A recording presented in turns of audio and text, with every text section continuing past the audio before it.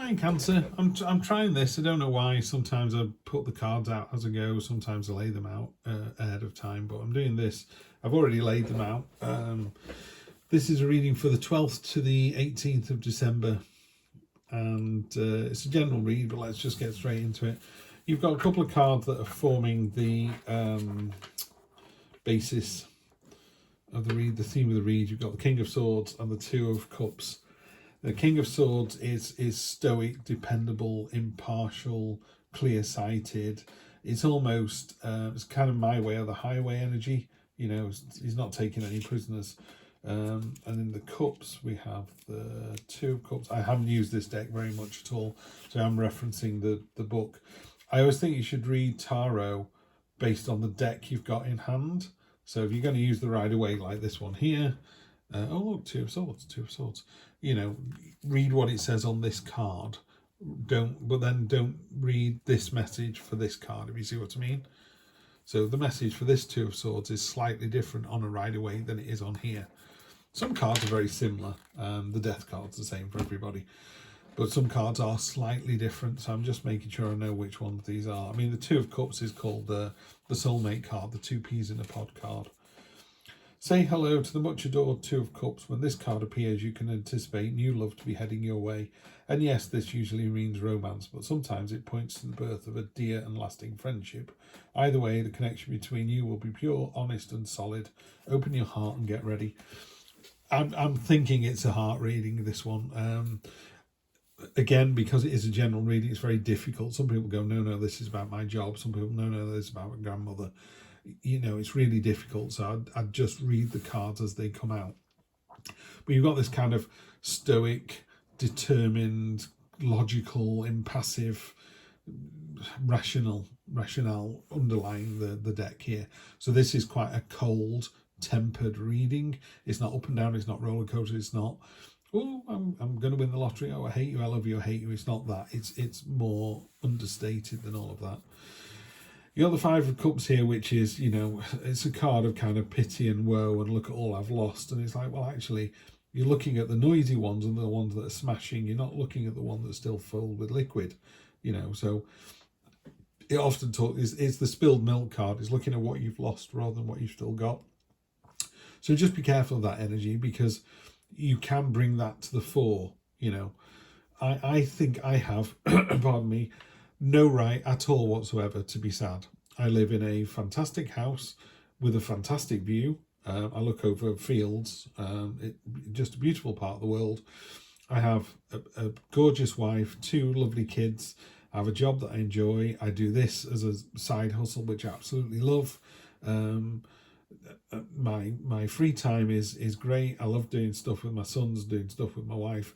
Everything's fantastic, you know. So why on earth would I ever get a card like this? And when I do, I sometimes kind of go, woe is me, really, you know. So just be careful of that, because it can sometimes be a bit, I'm going to let this card come to the surface and be the driver, and you don't want that, because on top of it you got the Ten of Cups, which is happy, joyful celebration. Open your heart, enjoy the adventure. You've completed one phase. So the Five of Cups is a bit woe is me. The Ten of Cups is just amazing. So take that energy, take this energy off this one. That's your present position. Present expectation is about balance. You know, this ferret here is balancing precariously, but he's nimble and active, and he can do that, but you can't do it forever.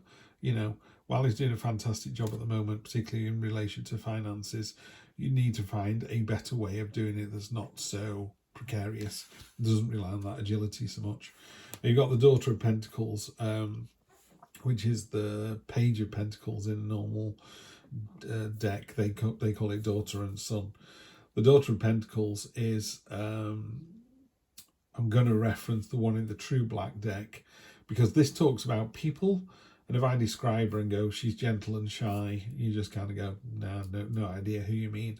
But if I say this is a card of focus and intent, and someone who clearly knows what it is that they want and is reaching out to get it, pulling themselves up one-handed to grab this pentacle, you know, everyone's like, oh yeah, I understand that energy, I understand that kind of mindset.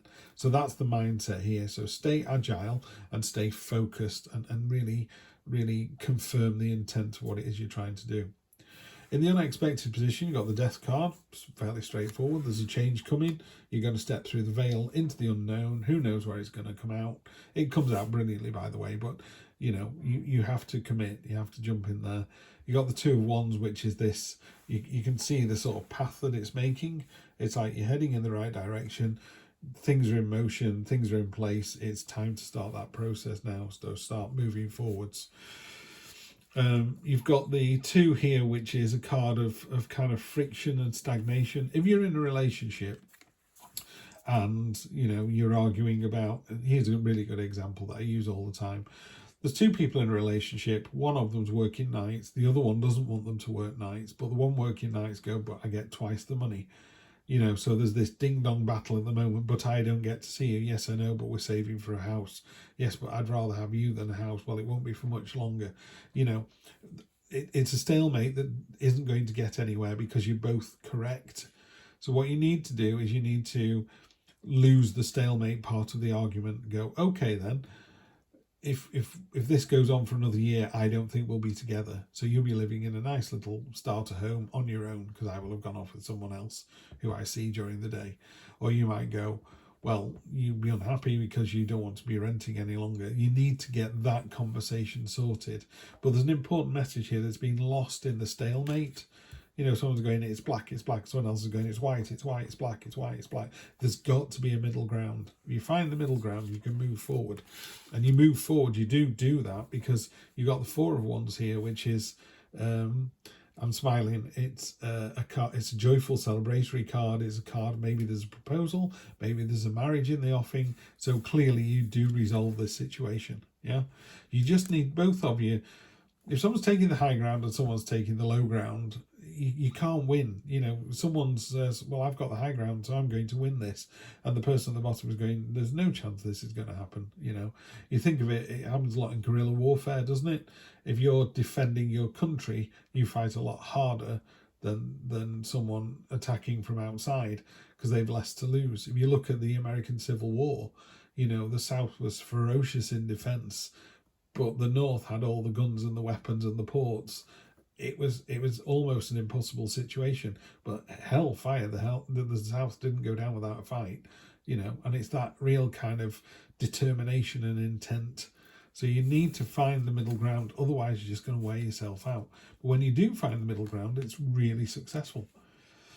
And then you end up with this fantastic journey with the Fool card, one of my favourite cards in the deck. The Fool is this kind of childlike innocence of, in the absence of knowledge, you just have to follow your heart. Just listen to your heart and go, is this the right thing to do? And the Strength card, particularly in this deck, let me just read what it says about the Strength card, because that's about the heart as well. And you kind of go, oh yeah, got it now. So do you follow your heart or not? Let's see what it says. The Strength card, Mastery of Emotions. It's common to think of this card as the roaring, devouring side of the lion, but look again. That strength, this card suggests, is a much deeper force that's found within. The lion represents our most patient, composed self. He's a master of focus, compassion, and self-control. When this card comes up, you're in need of harnessing this power for yourself. All the courage you need can be found in the muscle known as the heart. So follow your heart. All the way through this reading is saying here, which is the kind of nuts and bolts of the story. Yeah, it's clearly a love relationship. It's two peas in the pod. You're supposed to be with this other person. Yes, it's going to be difficult. If it was easy, we'd all do it. I'm on my second and final wife. Took me 2 goes to get it right, but boy did I get it right. Follow your heart. If you follow your heart, Cancer, you'll be absolutely fine this week. Have a lovely, lovely week, and I will see you next week for more of the same. Take care.